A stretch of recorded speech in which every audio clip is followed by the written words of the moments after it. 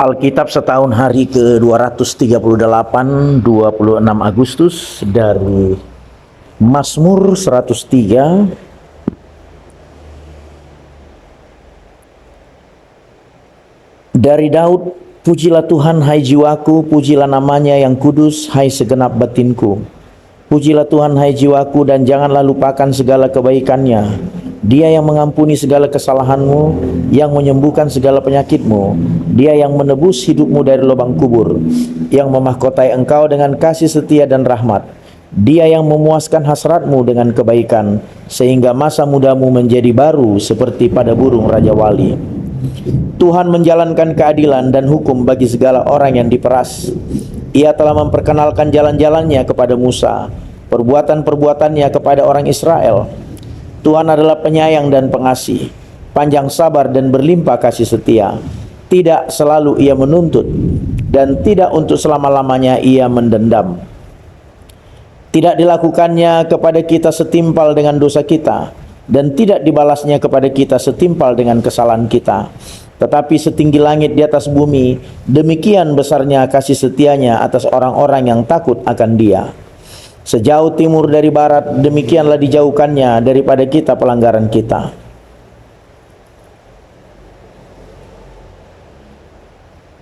Dua Korintus 1. Dari Paulus yang oleh kehendak Allah menjadi rasul Kristus Yesus, dan dari Timotius saudara kita, kepada jemaat Allah di Korintus dengan semua orang kudus di seluruh Akaya. Kasih karunia dan damai sejahtera dari Allah Bapa kita dan dari Tuhan Yesus Kristus menyertai kamu.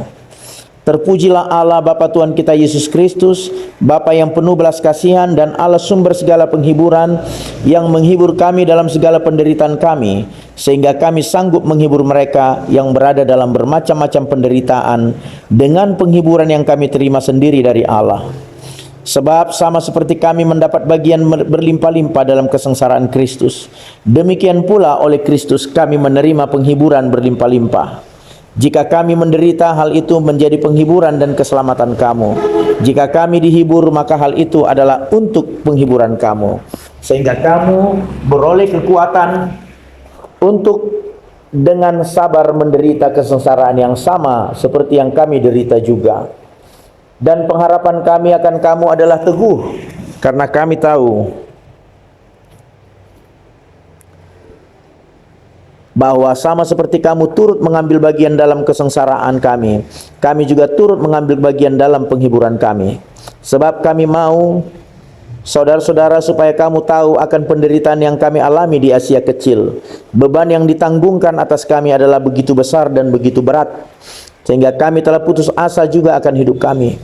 Bahkan kami merasa seolah-olah kami telah dijatuhi hukuman mati. Tetapi hal itu terjadi supaya kami jangan menaruh kepercayaan pada diri kami sendiri, tetapi hanya kepada Allah yang membangkitkan orang-orang mati. Dari kematian yang begitu ngeri, Ia telah dan akan menyelamatkan kami. Kepadanya kami menaruh pengharapan kami bahwa Ia akan menyelamatkan kami lagi, karena kami juga turut membantu mendoakan kami, supaya banyak orang mengucap syukur atas karunia yang kami peroleh berkat banyaknya doa mereka untuk kami.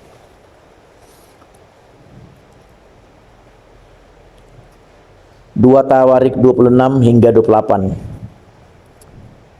Segenap bangsa Yehuda mengambil Uzia yang masih berumur 16 tahun dan menobatkan dia menjadi raja menggantikan ayahnya Amazia.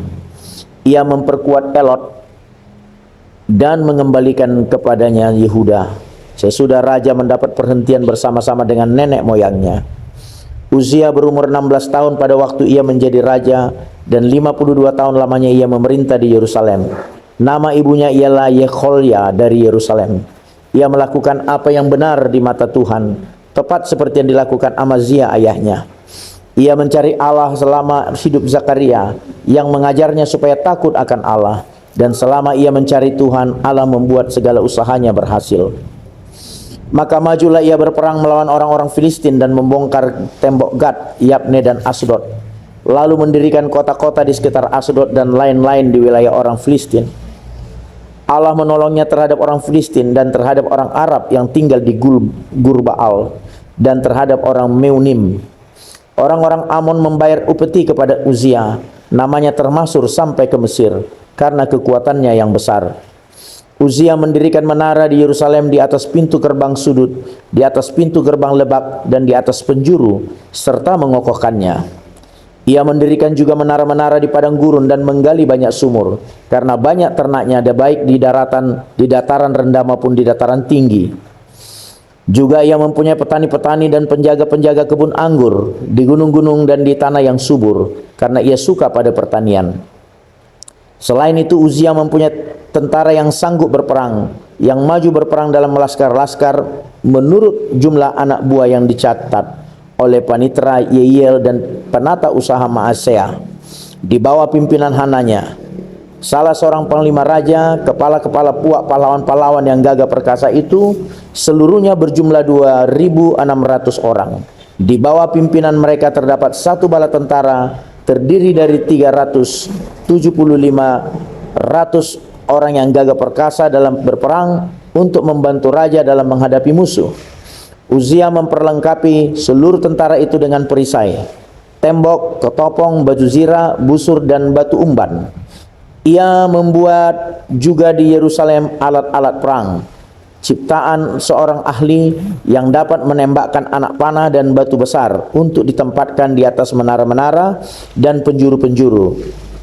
Nama raja itu termasyhur sampai ke negeri-negeri yang jauh, karena ia ditolong dengan ajaib sehingga menjadi kuat. Setelah ia menjadi kuat, ia menjadi tinggi hati sehingga ia melakukan hal yang merusak. Ia berubah setia kepada Tuhan Allahnya dan memasuki bait Tuhan untuk membakar ukupan di atas mezbah pembakaran ukupan.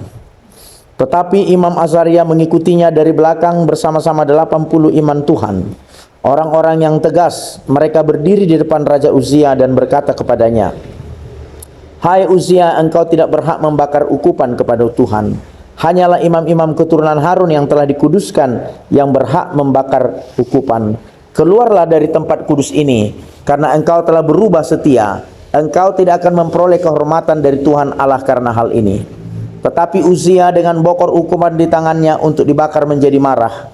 Sementara amarahnya meluap terhadap para imam, timbullah penyakit kusta pada dahinya di hadapan para imam di rumah Tuhan, dekat mezbah pembakaran ukupan.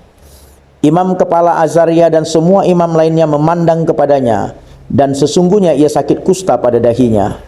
Cepat-cepat mereka mengusirnya dari sana. Ia sendiri tergesa-gesa keluar, karena Tuhan telah menimpakan tulah kepadanya.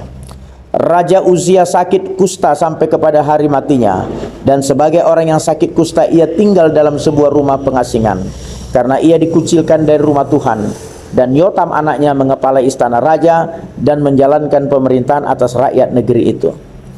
Selebihnya dari riwayat Uzia dari awal sampai akhir ditulis oleh Nabi Yesaya bin Amos. Kemudian Uzia mendapat perhentian bersama-sama dengan nenek moyangnya, dan ia dikuburkan di samping nenek moyangnya di ladang dekat pekuburan raja-raja, karena ia berpenyakit kusta. Kata orang, maka Yotam anaknya menjadi raja menggantikan dia. Yotam berumur 25 tahun pada waktu ia menjadi raja, dan 16 tahun lamanya ia memerintah di Yerusalem. Nama ibunya ialah Yerusa anak Zadok.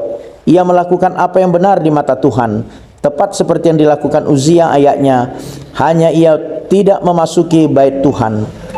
Tetapi rakyat masih saja melakukan hal yang merusak. Ia mendirikan pintu gerbang tinggi di rumah Tuhan dan mengadakan banyak pembangunan pada tembok Ofel. Ia mendirikan juga kota-kota di pegunungan Yehuda dan benteng-benteng serta menara-menara di hutan-hutan. Ia berperang melawan Raja Bani Amon dan mengalahkannya, sehingga pada tahun itu juga Bani Amon membayar kepadanya 100 talenta perak, 10.000 kor gandum dan 10.000 kor jelai. Juga pada tahun kedua dan ketiga Bani Amon membawa upeti itu kepadanya. Yotam menjadi kuat karena ia mengarahkan hidupnya kepada Tuhan Allahnya. Selebihnya dari riwayat Yotam, segala peperangan dan tingkah langkahnya, sesungguhnya semuanya itu tertulis dalam kitab Raja-Raja Israel dan Yehuda. Ia berumur 25 tahun pada waktu ia menjadi raja, dan 16 tahun lamanya ia memerintah di Yerusalem. Kemudian Yotam mendapat perhentian bersama-sama nenek moyangnya, dan ia dikuburkan di kota Daud. Maka Ahaz anaknya menjadi raja menggantikan dia. Ahaz berumur 20 tahun pada waktu ia menjadi raja. dan 16 tahun lamanya ia memerintah di Yerusalem. Ia tidak melakukan apa yang benar di mata Tuhan seperti Daud bapa leluhurnya, tetapi ia hidup menurut kelakuan raja-raja Israel. Bahkan ia membuat patung-patung tuangan untuk para Baal. Ia membakar juga korban di Lebak Ben Hinnom dan membakar anak-anaknya sebagai korban dalam api, sesuai dengan perbuatan keji bangsa-bangsa yang telah dihalaukan Tuhan dari depan orang Israel. Ia mempersembahkan dan membakar korban di bukit-bukit pengorbanan dan di atas tempat-tempat yang tinggi dan di bawah setiap pohon yang rimbun. Sebab itu Tuhan Allahnya menyerahkannya ke dalam tangan raja orang Aram. Mereka mengalahkan dia dan menawan banyak orang daripadanya yang diangkut ke Damsyik. Kemudian ia diserahkan pula ke dalam tangan raja Israel dan mengalami kekalahan yang besar. Sebab dalam sehari Pekah bin Remalia menewaskan di Yehuda 120.000 orang. Semuanya orang-orang yang tangkas, oleh karena mereka telah meninggalkan Tuhan Allah nenek moyang mereka. Dan Zikri pahlawan dari Efraim membunuh Maasea anak raja, Azrikam kepala istana, dan Elkana orang kedua di bawah raja. Orang Israel menawan dari saudara-saudaranya 200.000 orang, yakni perempuan-perempuan serta anak-anak lelaki dan anak-anak perempuan. Mereka merampas juga banyak harta milik daripada orang-orang itu dan membawa rampasan itu ke Samaria. Tetapi di sana ada seorang nabi Tuhan yang bernama Odet. Ia pergi menemui tentara yang pulang ke Samaria dan berkata kepada mereka, "Lihatlah, karena kehangatan murkanya kepada Yehuda, Tuhan Allah nenek moyangmu menyerahkan mereka ke dalam tanganmu, dan kamu telah mengadakan pembunuhan di antara mereka dengan kegeraman yang sampai ke langit. Dan sekarang kamu bermaksud menaklukkan orang Yehuda dan Yerusalem menjadi hambamu laki-laki dan perempuan. Tidak adakah pada kamu sendiri kesalahan yang besar terhadap Tuhan Allahmu? Maka sekarang dengarkanlah kataku ini. Kembalikanlah orang-orang yang kamu tawan dari saudara-saudaramu itu, karena murka Allah menyala-nyala terhadap kamu." Lalu bangkitlah beberapa pemimpin Bani Efraim, yakni Azaria bin Yohanan, Berekia bin Mesilemot, Zehikia bin Salum, dan Amasa bin Hadlai, menghadapi orang-orang yang pulang dari perang, dan berkata kepada mereka, "Jangan bawa tawanan-tawanan itu kemari, sebab maksudmu itu menjadikan kita bersalah terhadap Tuhan dan menambah dosa dan kesalahan kita. Sudah cukup besar kesalahan kita, dan murka yang menyala-nyala telah menimpa Israel." Lalu orang-orang yang bersenjata itu meninggalkan tawanan dan barang-barang rampasannya di muka para pemimpin dan seluruh jemaah.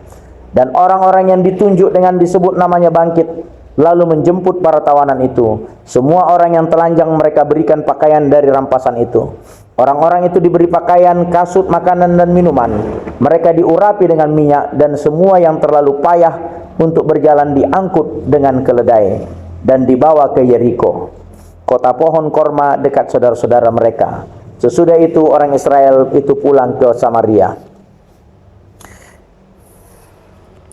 Pada waktu itu Raja Ahaz menyuruh utusan kepada Raja negeri Asur untuk memohon bantuan, karena orang Edom telah datang pula dan mengalahkan Yehuda serta mengangkut tawanan-tawanan. Orang-orang Filistin juga telah menyerbu kota-kota di daerah bukit dan di tanah Negeb Yehuda. Mereka pun merebut Bet-Semes, Ayalon, Gederot, Soko dengan segala anak kotanya, Timna dengan segala anak kotanya, dan Gomzo dengan segala anak kotanya, dan menetap di kota-kota itu.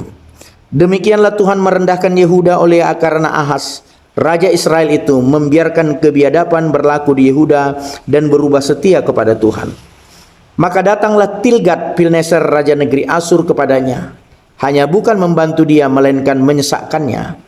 Walaupun Ahaz merampas barang-barang dari rumah Tuhan, dari rumah raja, dan dari rumah-rumah para pemimpin, dan menyerahkan semua itu kepada raja negeri Asur, namun perbuatannya itu tidak menguntungkan dia. Dalam keadaan terdesak itu, Raja Ahaz ini malah semakin berubah setia terhadap Tuhan. Ia mempersembahkan korban kepada para allah orang Damsyik yang telah mengalahkan dia. Pikirnya yang membantu raja-raja orang Aram adalah para allah mereka. Kepada mereka lah aku akan mempersembahkan korban, supaya mereka membantu aku juga. Tetapi allah-allah itulah yang menjadi sebab keruntuhan bagi dia dan bersama-sama dengan dia bagi seluruh Israel. Ahas mengumpulkan perkakas-perkakas rumah Allah dan menghancurkannya. Ia menutup pintu rumah Tuhan, lalu membuat mezbah-mezbah bagi dirinya di segenap penjuru Yerusalem.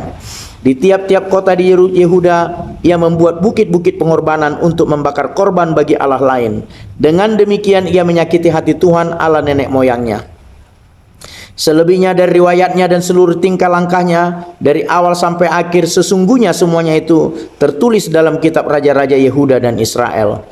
Kemudian Ahaz mendapat perhentian bersama-sama dengan nenek moyangnya dan dikuburkan di dalam kota di Yerusalem, tetapi ia tidak dibawa ke pekuburan raja-raja Israel. Maka Hizkia anaknya menjadi raja menggantikan dia. Amin.